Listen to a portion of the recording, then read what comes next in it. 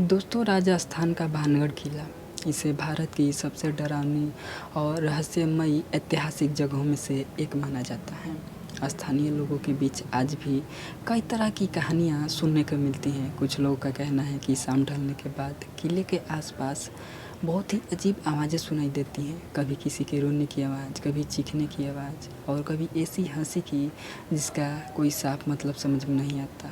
लेकिन भानगढ़ को लेकर सबसे अजीब बात रात से जुड़ी नहीं है। कुछ लोगों का दावा है कि उन्होंने दिन के उजाले में भी ऐसी चीज़ें महसूस की हैं जिन्हें सामान्य तरीके से वो नहीं बता सकते। किसी को अपने पीछे चलने की एहसास होता है, तो कभी किसी ने खाली कमरे में कोई आवाज़ सुनी, तो कभी किसी ने दावा किया कि कभी उसे ऐसा लगा कि कोई उसके साथ चल रहा है, तो उसके अलावा कोई और भी मौजूद है। अब इन बातों में कितनी सच्चाई है यह कहना बहुत ही ज़्यादा मुश्किल है। लेकिन अक्टूबर 2021 में 5 दोस्तों के साथ जो हुआ, उनमें से एक दोस्त उस भानगढ़ किले का नाम सुनते ही बिल्कुल चुप हो जाता है। 5 दोस्त थे: विवेक, करण, शुभम, नितिन और आकाश।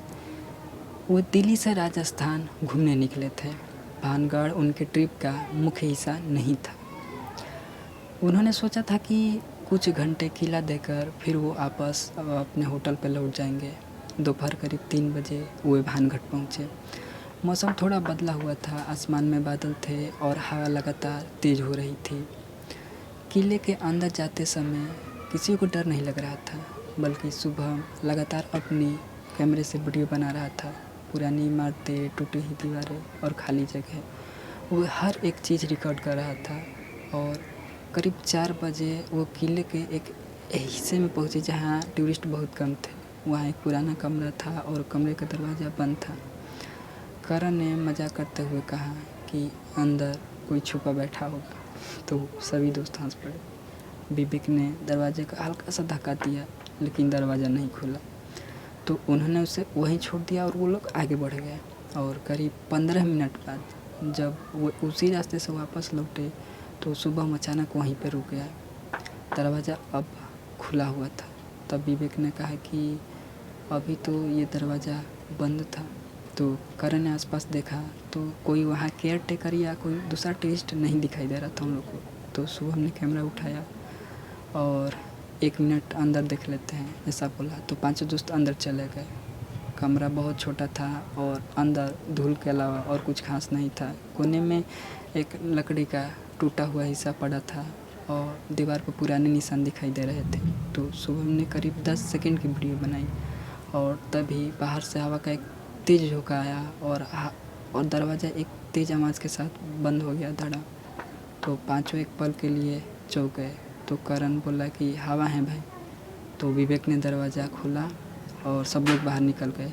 और उस वक्त तक किसी को नहीं लगा था कि कुछ असामान्य हुआ है। और शाम करीब 5 बजे वो किले से बाहर निकले। कार में बैठने के बाद शुभम ने दिन भर की रिकॉर्डिंग चेक करना शुरू किया। तो तभी उसने कहा कि एक प्रॉब्लम है। तो सबने पूछा क्या? उसने वही कैमरे वाली वीडियो खोली और वीडियो तो बिल्कुल नॉर्मल थी, लेकिन ऑडियो में कुछ अजीब था।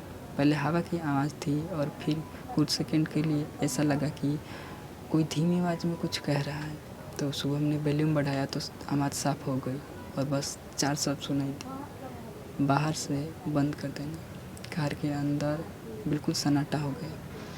तो करण ने कहा किसी आदमी की आवाज़ हो गई। तो शुभम ने जवाब दिया, लेकिन उस वक्त तो कमरे में हम पाँचों के अलावा कोई भी मौजूद नहीं था। कुछ सेकंड तक कोई कुछ नहीं बोला। फिर विवेक ने कहा छोड़ो, इसे बाद में देखेंगे। और उन्होंने गाड़ी आगे बढ़ा दी। और उस रात होटल में पहुंचने के बाद शुभम ने कैमरा लैपटॉप से कनेक्ट किया और सिर्फ वो एक चीज़ चेक करना चाहता था कि क्या उस आवाज़ की कोई दूसरी रिकॉर्डिंग भी है कि नहीं। उसने सारी फाइल्स देखी और तभी उसे एक वीडियो दिखाई दी, जिसे देखकर उसकी उंगलियां कीबोर्ड पे ही रुक गई। फाइल उस दिन की थी, लेकिन वीडियो में वो पाँचों नहीं थे। कैमरा एक खाली कमरे के अंदर रखा हुआ था और वही कैमरा, वही बंद दरवाज़ा। वीडियो करीब 2 मिनट की थी। पहले कुछ नहीं हुआ, फिर बाहर से आवाज़ आई और वो जो कदम की आवाज़ थी दरवाजे के पास आकर रुक गई और फिर ठक ठक की आवाज़ आई और दरवाजे पे 3 बार नॉक हुआ और बाहर से धीमी आवाज़ आई, कोई है। तो शुभम तुरंत वीडियो को पॉज़ कर दिया और चारों दोस्त उसकी तरफ देखने लगे। तब विवेक ने पूछा कि ये किसने रिकॉर्ड किया? तो शुभम ने सिरे लेके मेरे को नहीं पता। और यही बात सबसे परेशान करने वाली थी कि उस दिन उन 5 में से किसी ने भी उस कैमरे को कमरे के अंदर अकेला नहीं छोड़ा था, फिर भी वीडियो मौजूद थी। और उसके बाद जो आवाज़ रिकॉर्डिंग में आई उसे सुनने के बाद 5 ने पहली बार यह सोचा कि भानगढ़ से जुड़ी सारी बातें सिर्फ अफवाहें नहीं थी। लेकिन असली सवाल अभी भी बाकी था कि अगर कमरे के अंदर कैमरा रखा ही नहीं गया था तो वीडियो रिकॉर्ड कैसे हुई थी। तो दोस्तों ये थी हमारी आज की स्टोरी। कैसी लगी आप लोग कमेंट के ज़रूर बताइएगा और अभी तक चैनल को सब्सक्राइब नहीं किया है तो कर लीजिएगा इसी तरह की और भी हॉरर स्टोरी देखने के लिए।